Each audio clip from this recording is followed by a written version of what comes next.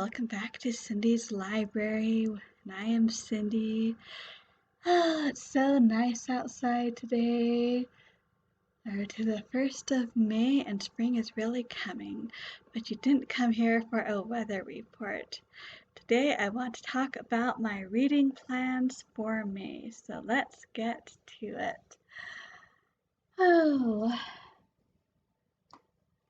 let's see. First of all, I'm adding The Coming of the Lord by Gerald N. Lund for my Sunday reading. I read the original version. Actually, no, it's The Second Coming of the Lord. The original version I read years and years ago. That was The Coming of the Lord. But he now has an updated version, complete with more recent insights and mostly quotes from living prophets and apostles that have been said since then. So it's a wonderful book then, and I'm sure it'll be just as wonderful now. I've actually already read the preface, so off to a good start. And for Tolkien Talk, you knew we would have to get here sooner or later. Next up on the list is, yes, Smith of Wootton Major. This tends to be many people's favorite Tolkien short work, if Leaf by Niggle is not it. So I am excited to dig into this a bit more with you. After middle grade March, I felt I needed something substantial is maybe not quite the right word, but something that wasn't middle grade, and this definitely qualifies. The novel by Michael Schmidt goes over the history and development of the novel from the earliest days. I've already read the introduction in which they discuss what a novel is. Spoiler warning, it's not quite as simple as you might think. So I do not necessarily expect I will finish this month, but I do expect to at least read a few chapters.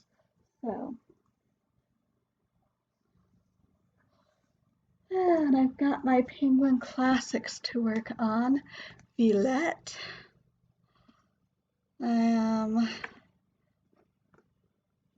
Let's see, 129 pages, 12 chapters in. So we are well established in the Belgian town of Villette now with Lucy Snow. So we shall see what happens. And Apologia pro sua vida, pro vita sua. I've never actually taken Latin, so I'm probably saying it wrong, but by John Henry Newman. Learn more about his conversion. Need to make some progress on this. I'm actually 100 pages in, but we will have to see what I can do with that.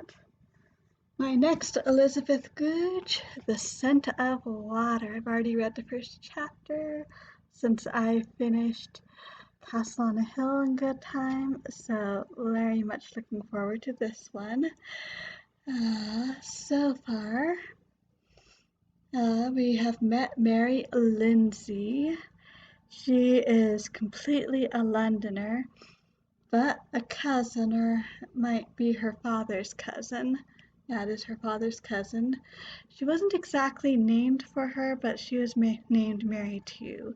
She recently died and left her little cottage in the countryside to Mary Lindsay. And not exactly on a whim, but Mary Lindsay has decided to try country living instead of London living. And so she has made that decision. She has arrived. We'll see what happens. Oh, Five Books of Jesus, by James Goldberg.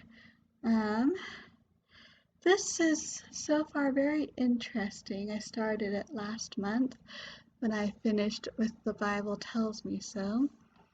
This is interesting because it's a novelization of the Gospels, and so it's kind of like The Chosen in that you get to explore more about what some of these characters that we are so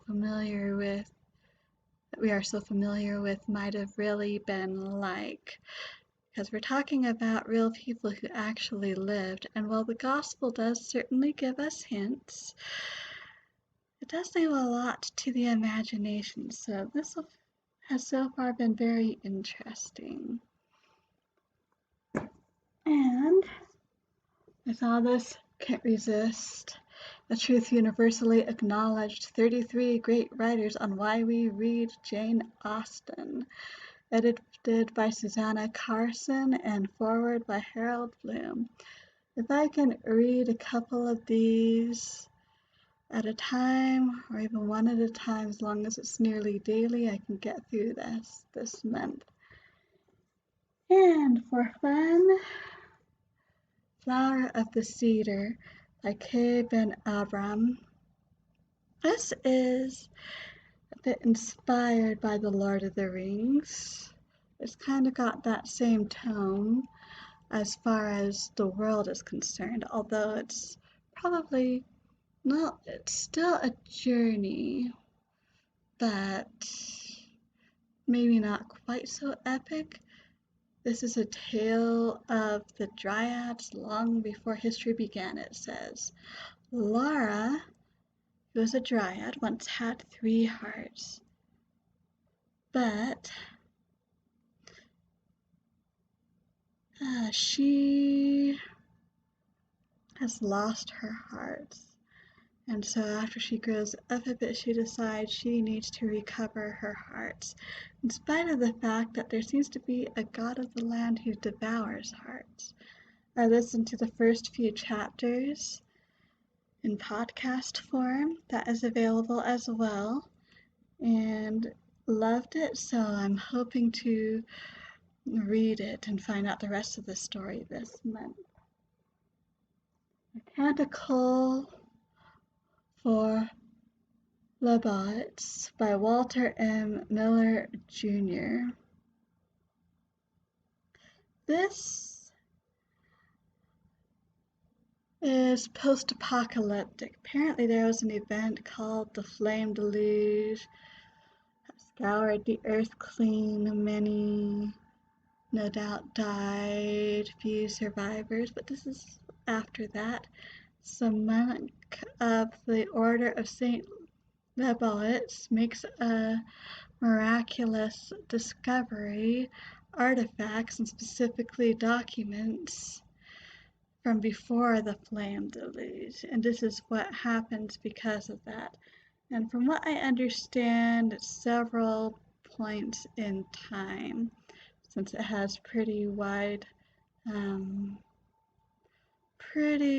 widespread consequences finding these documents from before the Flame Deluge. So I started it, so we will have to see how it goes. Interesting world building so far, this post-apocalyptic world. So,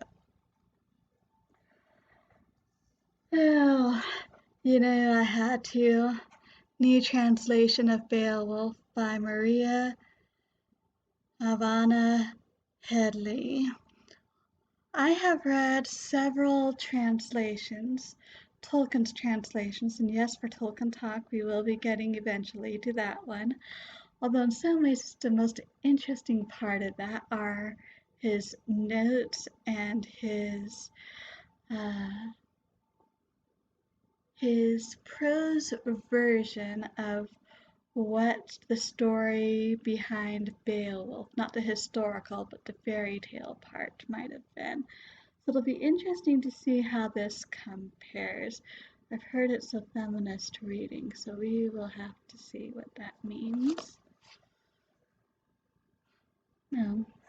A guess I should say, for those who aren't familiar with Beowulf, you've got Beowulf the hero, you've got Grendel, Grendel's mother, and a dragon, 3 different monsters that he deals with at various points. Great Northern Germanic story. And this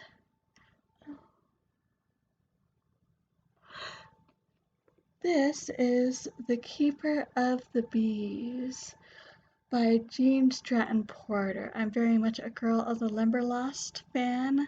When I discovered it, my reaction was, why didn't I discover this earlier? And I've read Freckles too. So now it is time to discover this and discover more by Jean Stratton Porter. It says on the book that this is the last novel she wrote before her death. Tale of a wounded World War I veteran, a beekeeper, and an impish tomboy all helped fight each other. A book that examines the healing power that nature and kindness can have upon someone's life. So very interesting. And I could have sworn I pulled it out because I forget who the author's name is, but I want to get to Marilla of Green Gables. We all are familiar with the story of Anne of Green Gables, how the Cuthberts, Matthew and Marilla, adopt this orphan girl named Anne Shirley.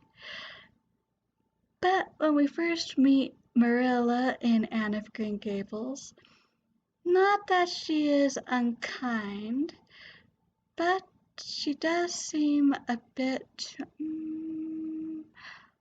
crusty. It's been a while since she's allowed many people inside her heart, I think. Of course, Anne manages to worm her way in there. But what made Marilla like that? So I am excited to find out. And if I actually finish Villette, we will continue on with Wives and Daughters. So those are my reading plans for the month of May. Ambitious? Yes. I don't expect I'll necessarily finish everything on my stack. May not get to Wives and Daughters. Probably won't finish the novel. And for the rest, we will have to see. But I am excited. So, here's hoping to a happy reading month for us all in May. I think that is everything for this time. So, until next time, I hope we all stay safe and healthy. Thank you for stopping by. Feel free to leave comments. And as always, happy reading!